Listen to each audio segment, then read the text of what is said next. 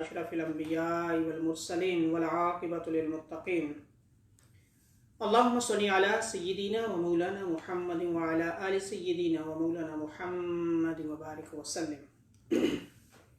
All praises be to Allah subhanahu wa ta'ala. All salutations and greetings upon Prophet Muhammad, blessings and peace be upon him. And after that, my dear brothers and sisters in Islam, Assalamu alaikum wa rahmatullahi wa barakatuh. Today we have juz number 5 and its name is Wal Muhsanat. Surah is same.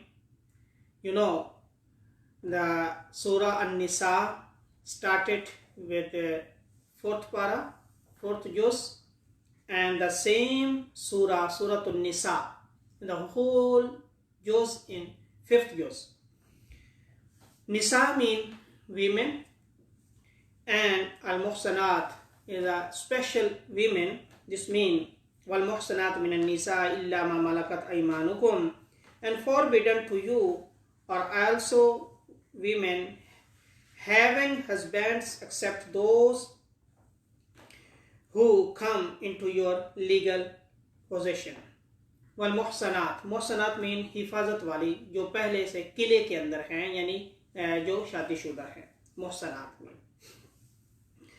Then in this sipara and this surah, you know, the An-Nisa means women, and all matters of women Allah subhanahu wa ta'ala discussed and revealed in this surah. And especially in this juz, Allah subhanahu wa ta'ala revealed a lot of subjects, mazameen, like different, the special thing, if you are you listening, the husband and wife, it is important for you. The ruku number 3rd and the verse number 34 of Surah An-Nisa, Allah subhanahu wa ta'ala said, الرجال قوامون على النساء بما فضل الله بعضهم على بعض وبما أنفقوا من أموالهم فالصالحات قانتات حافظات للغيب بما حفظ الله واللاتي تخافون نشوزهن فاعظوهن واهجروهن في المضاجع واضربوهن. Men are guardians of women. Men are guardians of women because Allah has made one superior to the other, and also because men spend their wealth on them. जो मर्द हैं वो गार्डियन हैं, मर्द कवी हैं, वो हिफाजत करने वाले हैं औरतों की, क्योंकि अल्लाह ने उनको ताकत के लिहाज से ज़्यादा नवाजा है और वो खर्च करते हैं अपनी बीवियों पर. यानी मर्द जो है उसकी जिम्मेदारी है वो बीवी अपनी बीवी पर खर्च करे.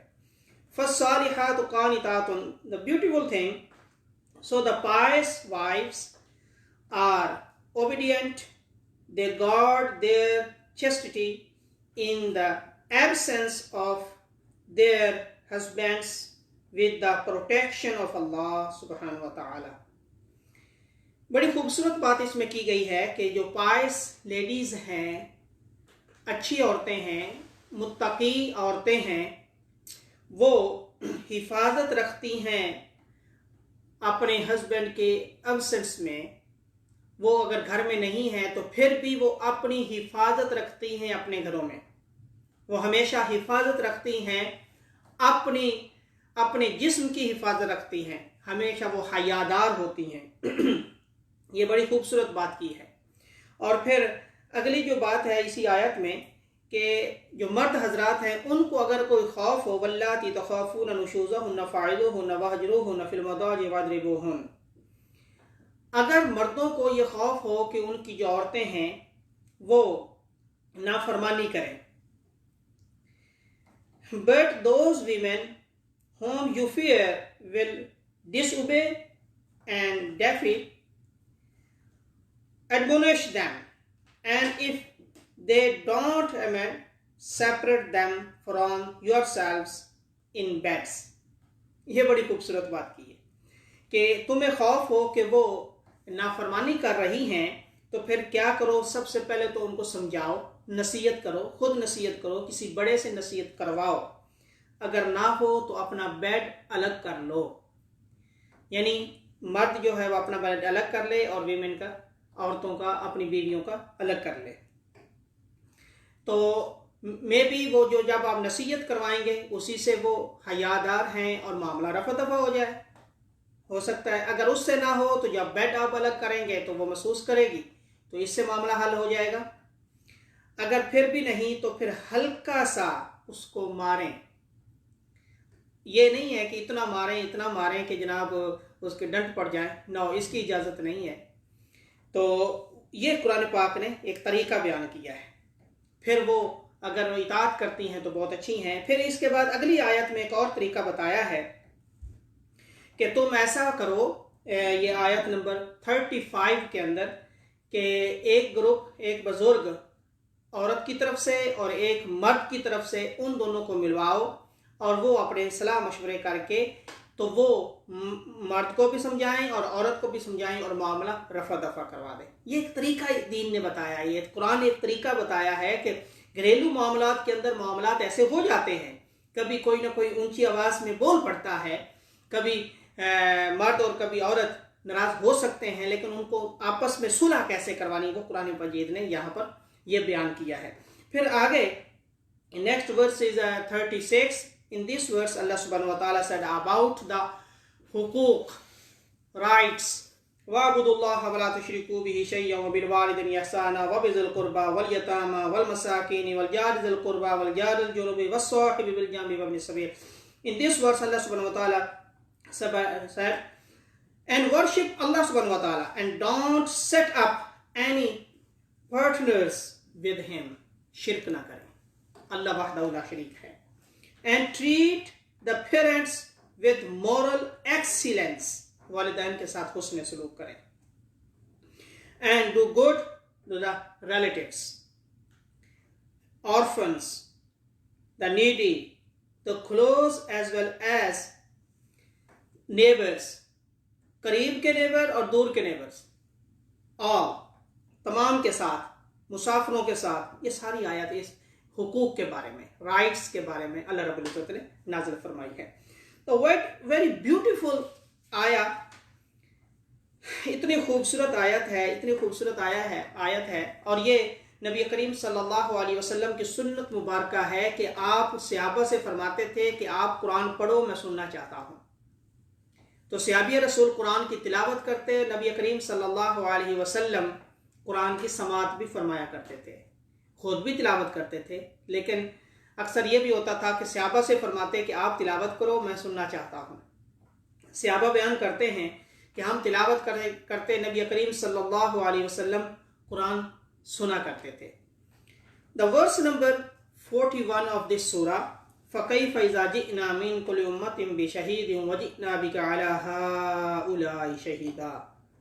Meaning of this verse: then how it will be on the day when we shall bring one witness from each ummah, and O beloved Muhammad sallallahu alaihi wasallam, we shall bring you as the witness against them all۔ ہر امت میں سے ایک witness, یعنی ان کے نبی، تمام profit, سارے نبی آئیں گے اپنی اپنی امت پر وٹنس، ایز اے وٹنس، اور گواہی دیں گے ان کے ایمان کی۔ لیکن جب انبیاء کی باری آئے گی، پھر نبی کریم صلی اللہ علیہ وسلم آپ کو بلایا جائے گا اور آپ تمام انبیاء کے ایمان کی گواہی دیں گے، ان پر آپ کی وٹنس ہوگی۔ تو جب یہ آیت، صحابہ کہتے ہیں کہ ہم جب یہ آیت تلاوت کرتے اور نبی کریم صلی اللہ علیہ وسلم سنتے تو آپ کی آنکھوں سے آنسو آ جایا کرتے تھے۔ قرآن کو سننا، غور کے ساتھ سننا، اور قرآن سن کر آنسو بہانا، یہ میرے کریم آقا علیہ السلام کی سنت مبارکہ ہے۔ تو قرآن کو غور سے سنا کریں۔ That's why اللہ سبحانہ وتعالی said وَإِذَا قُرِئَ الْقُرْآنُ فَاسْتَمِعُوا لَهُ وَأَنصِتُوا لَعَلَّكُمْ تُرْحَمُونَ۔ جب قرآن کی تلاوت کی جائے، غور سے سنا کرو، خاموش رہا کرو تاکہ تم پر رحم کیا جائے۔ یعنی قرآن کی تلاوت غور سے سننا، کان لگا کر سننا، اور خاموشی کے ساتھ سننا یہ اللہ کا حکم ہے، اور اس میں غور و فکر کرنا، اور غور و فکر کرنا اور پھر آنسو بہانا یہ آقا علیہ الصلوۃ والسلام کی سنت مبارکہ۔ اور 7ویں پارے میں آئے گا کہ جنات وہ آقا علیہ الصلوۃ والسلام کی بارگاہ میں حاضر ہوئے، کچھ غیر مسلم حاضر ہوئے، قرآن سن کر ان کی آنکھوں سے آنسو آ گئے۔ تو قرآن کا ادب کرنے سے، قرآن میں غور و فکر کرنے سے اللہ رب العزت نے ارشاد فرمایا کہ اب وہ قرآن کا ادب کر رہے ہیں، ان کو بھی کلمہ پڑھا دیجیے۔ تو قرآن کے ساتھ اپنا لگاؤ، اپنا تعلق، ریلیشن ود قرآن ایسا بن جائے تو پھر ایمان بھی نصیب ہو جایا کرتا ہے، اور ایمان بھی تازہ رہتا ہے، فریش رہتا ہے۔ پھر نیکسٹ جو اگلے بہت سارے اس میں ٹاپکس ہیں۔ نیکسٹ ٹاپک اللہ رب العزت نے ارشاد فرمایا ان اللہ یأمرکم ان تؤدوا الامانات الی اہلہا۔ Indeed, Allah commands you to entrust the belongings to those who are worthy of them. کہ امانت رکھا کرو اور امانت کے اندر خیانت نہ کیا کرو، اور جو اہل ہوں ان کو دے دیا کرو، یعنی ووٹ اسی کو دیا کرو جو اس کا اہل ہے، نا اہل کو کبھی ووٹ نہ دیا کرو۔ یہ قرآن نے ہمیں حکم دیا ہے۔ پھر ارشاد فرمایا یا ایھا الذین آمنوا اطیعوا اللہ، ورس نمبر 59، اینڈ ووٹ کے بارے میں 58۔ یا ایھا الذین آمنوا اطیعوا اللہ واطیعوا الرسول واولی الامر منکم۔ O believers, obey Allah and obey the Messenger sallallahu alaihi wasallam and those men of truth who hold command amongst you. اللہ کی اطاعت کیا کرو، اس کے رسول کی اطاعت کیا کرو، اور جو رسول کی اطاعت کرنے والے حکمران ہیں ان کی بھی اطاعت کیا کرو، یعنی لا کو ماننا۔ جہاں جس جگہ بھی ہم رہتے ہیں وہاں کے لا کو فالو کرنا یہ ہمارے ایمان کا حصہ ہے، اور قرآن کا یہ فرمان ہے کہ وہاں کے لا کو فالو کرنا، یہ بھی قرآن کا فیصلہ ہے۔ تمام انبیاء کے آمد کے بارے میں بھی اللہ رب العزت نے اسی صورت میں ارشاد فرمایا وَمَن يُطِعِ اللَّهَ وَالرَّسُولَ فَأُولَٰئِكَ مَعَ الَّذِينَ۔ بڑی خوبصورت بات کہ انبیاء کو کیوں بھیجا جاتا ہے، وہ صرف ایک اس کا مقصد ہے وَمَا أَرْسَلْنَا مِن رَّسُولٍ إِلَّا لِيُطَاعَ بِإِذْنِ اللَّهِ، verse number 64۔ And we have not sent any messenger but that he must be obeyed by the command of Allah subhanahu wa ta'ala۔ ہم رسولوں کو اس لیے بھیجتے ہیں تاکہ ان کو فالو کیا جائے، ان کی پیروی کی جائے، وہ تمہیں گائیڈ کرتے ہیں، اور وہ جو گائیڈ کرتے ہیں وہ تمہیں سیدھے راستے کی طرف لاتے ہیں۔